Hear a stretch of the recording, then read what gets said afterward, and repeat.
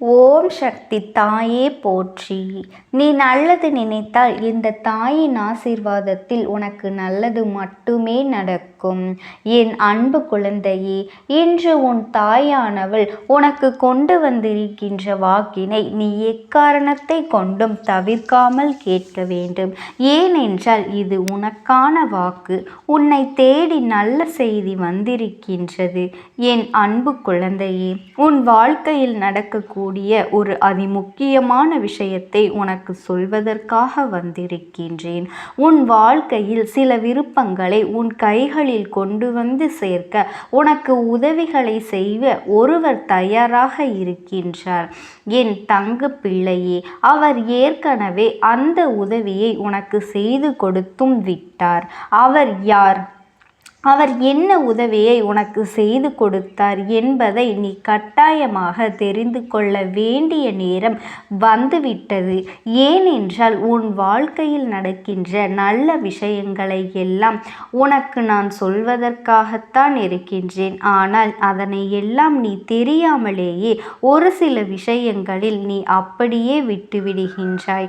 இந்த இக்கட்டான சூழ்நிலைகளிலும் அவர் உனக்கு நல்லதைத்தான் செய்து கொண்டிருக்கின்றார். என் தங்க குழந்தையே, இதை அறியாமலும் என் பிள்ளை உனக்கு நடப்பது நல்லது என்பது கூட தெரியாமலும் நீ இருந்து கொண்டிருக்கின்றாய். அப்படி உன்னை சுற்றி நடந்து கொண்டிருக்கின்ற சில விஷயங்களை பற்றி நீ சரியாக தெரிந்து கொள்ள வேண்டும். உனக்கு நீ கேட்ட விஷயத்தை இப்பொழுது நிறைவேற்றி கொடுத்துவிட்டு அவர் சென்று விட்டார் என் தங்க பிள்ளையே. ஆனால் உனக்கு கிடைத்தது தெரிந்திருக்கின்றதா இல்லையா என்று உனக்கே புரியவில்லை. நீயும் அதை பற்றி சிந்திக்கவும் இல்லை. நீ மனதில் நினைத்த விஷயம் உனக்கு கிடைப்பதற்கான அத்தனை உதவிகளையும் இவர்கள் உனக்கு செய்து விட்டார்கள் என்பதனை உனக்கு விளக்குவதற்காகத்தான் இன்று இந்த அம்மா வந்திருக்கின்றேன். என் பிள்ளையே, நல்ல விஷயங்களை எல்லாம் உடனுக்குடன் எல்லோருக்கும் நடந்து விடாது. எல்லோர் வாழ்க்கையிலும் நினைத்தவுடன் உடனே எதுவும் கிடைத்து விடாது. உனக்கு அது கிடைப்பதற்கான அத்தனை சூழ்நிலைகளும் வந்துதான் ஆக வேண்டும். பொறுமையாகத்தான் வரும். உன் வாழ்க்கையில் இதெல்லாம் நடப்பதற்கான அத்தனை சாத்தியக்கூறுகளும் ஏற்கனவே இருக்கின்றது. ஏனென்றால் நீ அந்த விஷயத்தை பெறுவதற்கான அத்தனை தகுதிகளோடு தான் இருந்து கொண்டிருக்கின்றாய். அதனால்தான் இப்பொழுது அந்த விஷயம் உன் வாழ்க்கையில் நடத்தி கொடுப்பதற்கான அத்தனை உதவிகளையும் ஒருவர் உனக்கு செய்து கொடுத்துவிட்டு சென்று விட்டார். என் தங்க பிள்ளையே, இந்த அம்மா என்னை கண்டவுடன் முதலில் மனதிற்குள் நீ நம்பிக்கை கொண்டாய் அல்லவா? அம்மா நிச்சயமாக நமக்கு நல்ல செய்தி கொடுப்பாள், அது என்னவென்று நாம் தெரிந்து கொள்ள வேண்டும் என்றுதானே என் பிள்ளை என்னை தேடி வந்தாய். நிச்சயமாக உன்னுடைய இந்த எண்ணத்தை ஒரு பொழுதும் நான் பொய்யாக்கி விட மாட்டேன். உனக்கு நீ நினைத்ததை உன் கைகளில் கொண்டு வந்து கொடுப்பேன். எந்த நேரத்திலும் நான் உன்னை விட்டு விலகிவிட நினைத்தது கிடையாது. என் பிள்ளைக்கு என்ன செய்ய வேண்டும், ஏது செய்ய வேண்டும், அதை எப்பொழுது கொடுக்க வேண்டும் என்பதெல்லாம் நான் நன்கு அறிந்த விஷயம். அதனால்தான் நான் உனக்கு தருவதை நீ மனதார பெற்றுக்கொள்ள வேண்டும். நான் உன் வாழ்க்கையில் உனக்கு கொடுக்க நினைப்பதை நீ மனமகிழ்ச்சியோடு ஏற்றுக்கொள்ள வேண்டும்.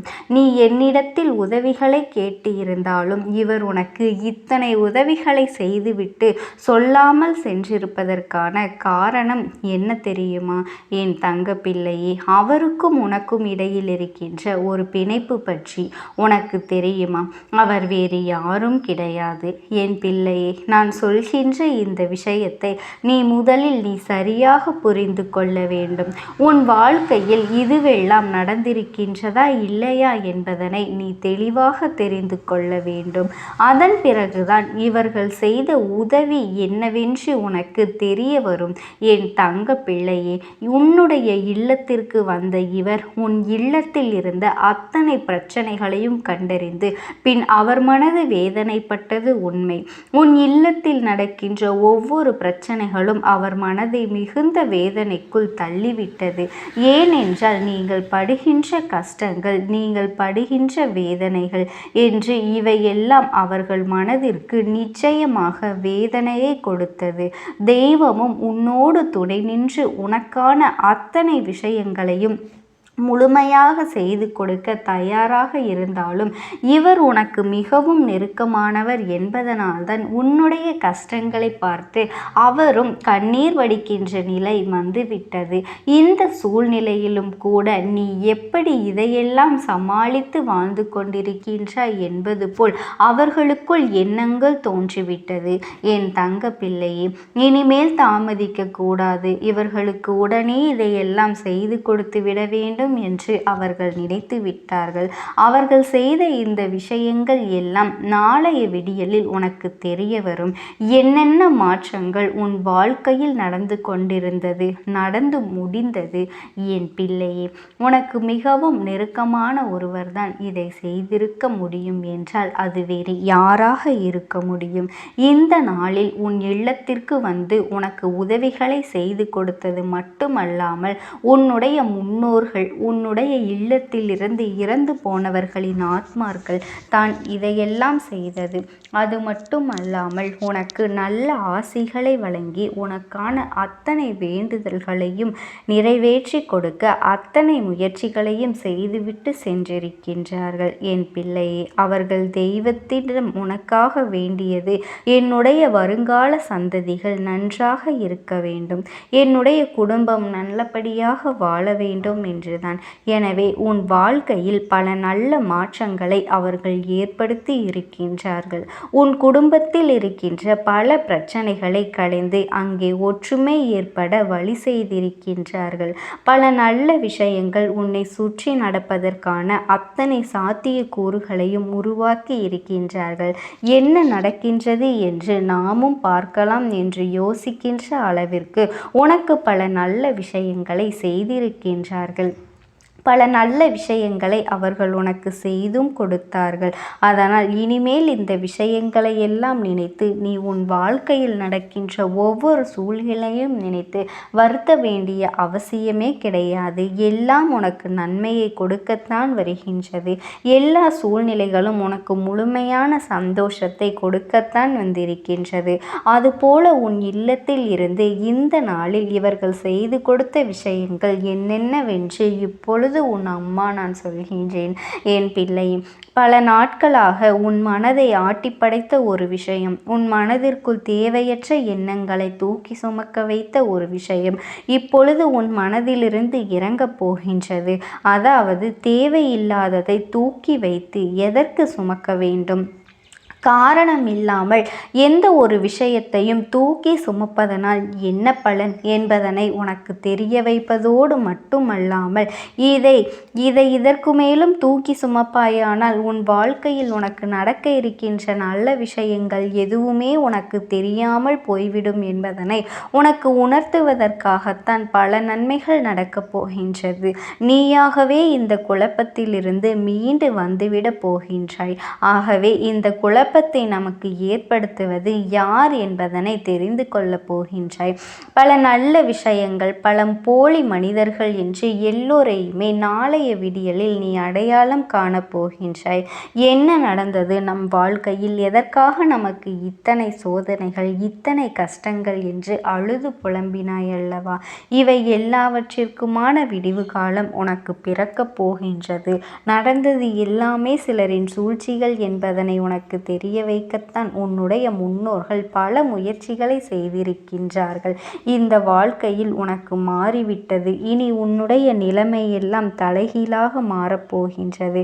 நடக்கின்ற விஷயங்கள் எல்லாம் உனக்கு நடக்கப் போகின்ற நன்மைகள் என்று புரிந்து கொள்ள வேண்டும். எல்லாவற்றிலும் இருந்து இனிமேல் நீ கொஞ்சம் கொஞ்சமாக மீண்டு வந்துவிடத்தான் போகின்றாய். எத்தனையோ இன்னல்களை கடந்து என் பிள்ளை, நீ இனிமேல் இந்த வாழ்க்கையில் உனக்கான மிகப்பெரிய தெளிவை பெற்றுவிடத்தான் போகின்றாய். நடப்பது எல்லாமே உன்னுடைய நன்மைக்குத்தான் என்பதனை நீ தெரிந்து கொள்ள வேண்டும். இதற்கு மேல் நீ வேதனைப்படவும் சோதனைகளை அனுபவிக்கவும் எதுவுமே இல்லை. நீ சந்தோஷமாக இருந்தால்தான் உன்னுடைய முன்னோர்களும் உன்னை காண வரும் நேரம் உன்னை நல்லபடியாக ஆசீர்வதித்து விட்டு செல்வார்கள் என்பதனை நீ மறந்துவிடாதே. இல்லை என்றாலும் அவர்கள் எப்பொழுதும் உனக்கு உறுதுணையாக இருந்து இந்த கஷ்டத்திலிருந்து உன்னை மீட்டெடுக்க அத்தனை முயற்சி முயற்சிகளையும் இன்று அவர்கள் மன திருப்தி அடைந்தது. உனக்கு நன்மைகளை செய்ய வேண்டும் என்று அவர்கள் உன் இல்லம் தேடி வந்து உனக்கான நல்ல விஷயங்களை எல்லாம் செய்துவிட்டு சென்றிருக்கின்றார்கள். என் தங்க குழந்தையே, நீ எதை நினைத்தும் கவலைப்படாதே. இந்த தாயானவளினுடைய அன்பும் ஆசீர்வாதங்களும் என்றுமே உனக்கு முழுமையாக கிடைக்கும். ஓம் சக்தி. ஓம் ஆதிபராசக்தி.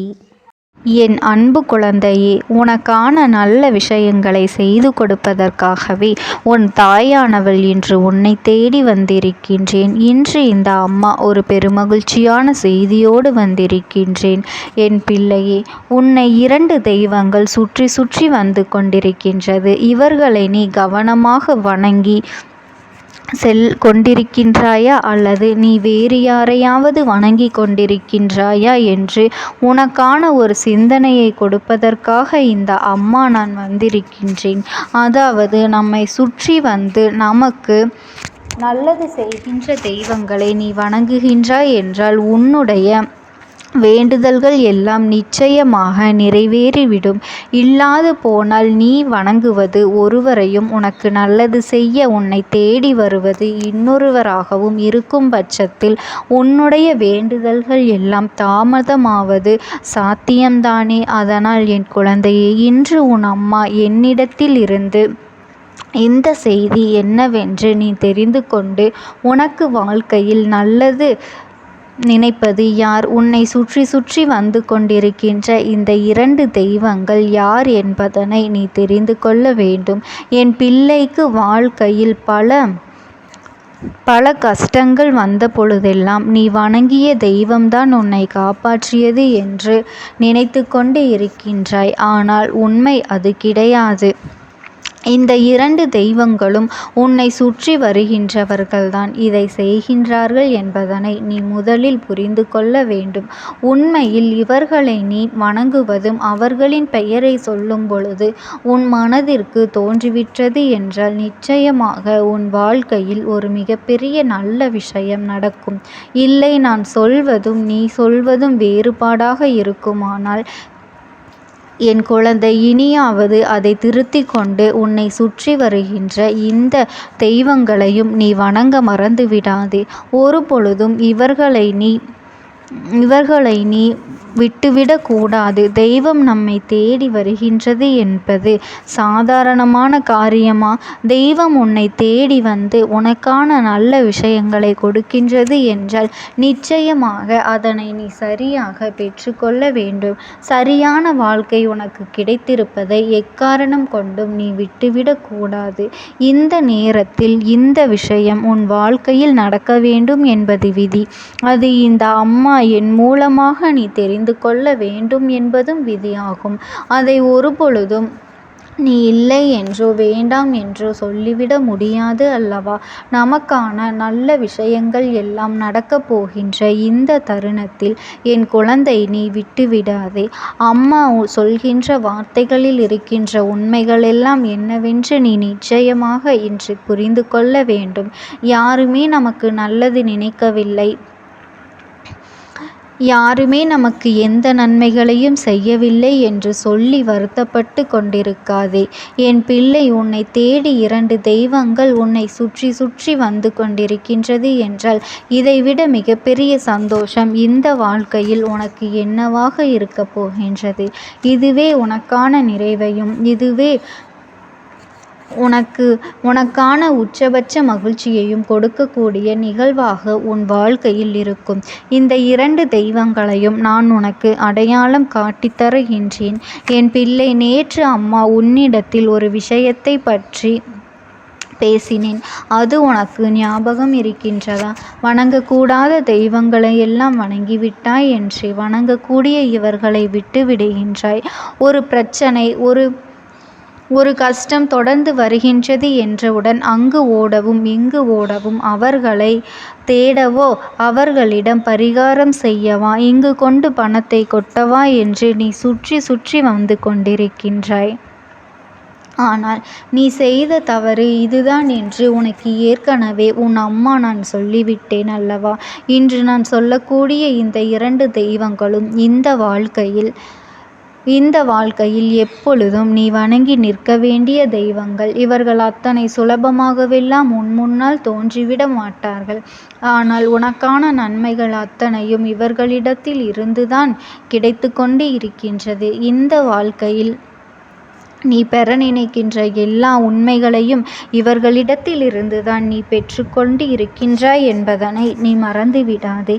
எந்த நேரத்தில் இந்த வாழ்க்கை என்ன கொடுத்து என்ன எடுத்தது என்று யோசிக்கின்றாய். ஆனால் உனக்கு கொடுத்தது என்னவென்று நிச்சயமாக நான் உனக்கு நிறைவாக உன்னை தேடி வருகின்றேன் என்பதனையும் நீ புரிந்து கொள்ள வேண்டும். எந்த நேரத்திலுமே என் பிள்ளைக்கான விஷயங்கள், என் குழந்தைக்கு சரியான ஏமாற்றங்களையும் ஏற்றங்களையும் சரியான இரக்கங்களையும் தந்து கொண்டு இருக்கின்றது. நீ என்றாவது நினைத்திருக்கின்றாயா நம் வாழ்க்கை நல்லபடியாக இருக்கின்றது என்று? ஒரு நாளும் சிந்தித்தது கிடையாது. ஒவ்வொரு நாளும் சுற்றி வருகின்ற துன்பங்களையும் கஷ்டங்களையும் பற்றி மட்டும்தான் நீ அதிகமாக சிந்தித்திருக்கின்றாயே தவிர உன்னை தேடி வந்த நல்ல விஷயங்களை நீ ஒருபொழுதும் ஏற்றுக்கொள்ளவில்லை. இந்த விஷயத்தையும் அப்படித்தான் விட்டு விடுவாயோ என்று உன் அம்மா நான் யோசிக்கின்றேன். ஏனென்றால் அம்மா சொல்கின்ற இந்த வார்த்தைகளில் இருக்கின்ற உண்மைகள் உனக்கு புரியும் என்றால் என்றோ நீ இந்த வாழ்க்கையில் உனக்கான சந்தோஷத்தை அடைந்திருப்பாய். ஆனால் ஒரு சில விஷயங்கள் உனக்கு ஏற்படுத்துகின்ற கஷ்டங்கள், ஒரு சில விஷயங்கள் உனக்குள் ஏற்படுத்துகின்ற மாற்றங்கள் என்று இவை எல்லாவற்றையும் கண்டு நீ விழிப்பிதுங்கி நின்று கொண்டிருக்கின்றாய். அதுதான் மிச்சம் அல்லவா? இனிமேலாவது இதையெல்லாம் உணர்ந்து உன்னுடைய ஒட்டுமொத்த சந்தோஷங்களையும் நீ மீட்டெடுக்க உன்னை நீ தயார்படுத்திக் கொள். என்றுமே நான் இருந்து இந்த வாழ்க்கையில் உனக்கான மகிழ்ச்சியை உன்னிடத்தில் தருகின்றேன் என்று நான் கொடுத்த வாக்குறுதியை காப்பாற்றத்தான் இந்த செய்தியை உனக்கு கொண்டு வந்திருக்கின்றேன். அம்மா, இந்த தெய்வங்கள் யார் என்று சொல். எனக்கு பொறுமை இல்லை என்று சொல்கின்றாயோ? இதோ உனக்காக சொல்கின்றேன் என் குழந்தையே. முதலாவது தெய்வம் உன்னுடைய குலதெய்வம். அதாவது உன்னுடைய குலதெய்வம் யாராக இருந்தாலுமே சரி, ஒருவேளை என் பிள்ளை உனக்கு குலதெய்வம் அந்த கருப்பண்ணன் நானாக இருக்கும் பொழுது அது நான் தான். இல்லை, என்னுடைய குலதெய்வம் பெண் தெய்வம், அவர்கள் இவர்கள் என்று சொல்கின்றவர்களுக்கு அவர்களின் குலதெய்வம் அவர்களை சுற்றி சுற்றி வந்து கொண்டிருக்கின்றது என்பது உண்மை. இரண்டாவதாக, உன்னை சுற்றி நன்மையை கொடுத்து கொண்டிருப்பது தெய்வமானது அந்த திருச்செந்தூர் முருகன். அந்த அப்பன் எப்பொழுதும் உன்னை சந்தோஷப்படுத்தவே இருக்கின்றார். திருச்செந்தூர் முருகன் நம்மை சுற்றி வருகின்றான் என்று சொல்கின்றார் என்று யோசிக்கின்றாயே? நிச்சயமாக அதற்கு ஒரு காரணம் இருக்கின்றது. பல காலமாகவே அவர்களிடத்தில் ஒரு வேண்டுதலை வைத்து நீ காத்து கொண்டு இருக்கின்றாய் அல்லவா? அதுபோல அந்த வாராகி அம்மனும் உனக்கு துணையாக வந்து கொண்டிருக்கின்றது. அவர்கள் உனக்கு துணையாக நிற்கின்றார்கள். உன்னை சுற்றி வந்து கொண்டு இருக்கின்றார்கள். உன்னை சுற்றியெல்லாம் வரவில்லை. ஆனாலும் உன் குலதெய்வமும் இந்த முருகப்பெருமானும் உன்னுடைய வாழ்க்கையில் ஒரு விஷயத்தை உடனடியாக நடத்திவிட வேண்டும் என்று தயாராக இருக்கின்றார்கள். அவர்களினுடைய வாழ்க்கையே உன்னுடைய வாழ்க்கையை சந்தோஷமாக மாற்ற வேண்டும் என்பது மட்டும்தான் அவர்களினுடைய குறிக்கோளாக இருக்கின்றது. என் அன்பு குழந்தையே, நீ எதை நினைத்தும் கவலைப்பட்டு கொண்டிருக்காதே. இந்த தாயானவளினுடைய அன்பும் ஆசீர்வாதங்களும் உனக்கு என்றென்றைக்குமே முழுமையாக கிடைத்து கொண்டே இருக்கும். ஓம் சக்தி. ஓம் ஆதிபரா சக்தி.